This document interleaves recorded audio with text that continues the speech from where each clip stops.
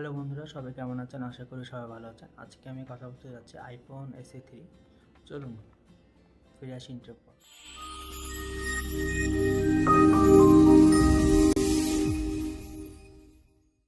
এখন চলুন বিস্তারিত কথা বলি আইফোন SE সম্পর্কে। আইফোন SEর মধ্যে নতুন যে চিপটা রয়েছে এটা দেওয়া হবে A14 বায়োনিক চিপ, যেটা আমরা আইফোন 12-এ দেখেছি। এবং এটা প্রাইস অনেক আসলে কম হবে, প্রায় $450 মতন এরকম হবে। বাংলাদেশি টাকা সাধারণত 35,000 থেকে 40,000 হতে পারে। এবং এটা সবথেকে ইন্টারেস্টিং ব্যাপার হচ্ছে আইফোন SE3-এর মধ্যে আগে যেটা আমরা নচ মানে ব্যাজেল দেখেছিলাম উপর নিচে, সেটা আর কি চেঞ্জ করে এখন নচ বা পাঞ্চল মানে যেটা নিউশন আছে, এখন জানি না কোনটা হবে।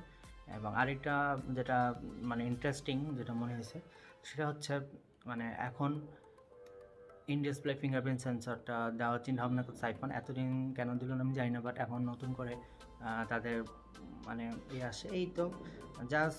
এবং অ্যাম্পিয়ার হিসাবে 3000 mAh মতো ব্যাটারি থাকবে এবং 6 ইঞ্চি, অবভিয়াসলি 6 ইঞ্চি ডিসপ্লে রাখবে। এই আপনারা স্ক্রিনে দেখতে পাচ্ছেন আইফোন SE3 কিছু গ্রাফিক পিকচার। আসলে এটা এখনও ধারণা করা হচ্ছে এরকম হতে পারে, তারপরেও এখনও কিছু বলা যাচ্ছে না। এই পিকচারের ভিতর যা দেখতে পাচ্ছেন পাঞ্চ হোল আনার সম্ভাবনা রয়েছে এবং আল্ট্রাসনিক ফিঙ্গারপ্রিন্ট। দেখা যাক কী হয় এবং সামনে যে কী আসবে বোঝা যাচ্ছে না। এতটুকুই আপনাকে জাস্ট দেখাইলাম।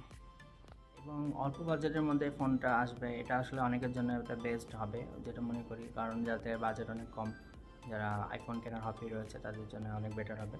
এবং আপনারা কী বলেন, আসলে ভালো হবে? আপনি যদি এই বিষয়ে আপনাদের কোনো মতামত থাকে তাহলে অবশ্যই কমেন্টসে আমাদের জানাবেন এবং আরও নতুন কোনো ভিডিও আপনাদের সামনে আসবো।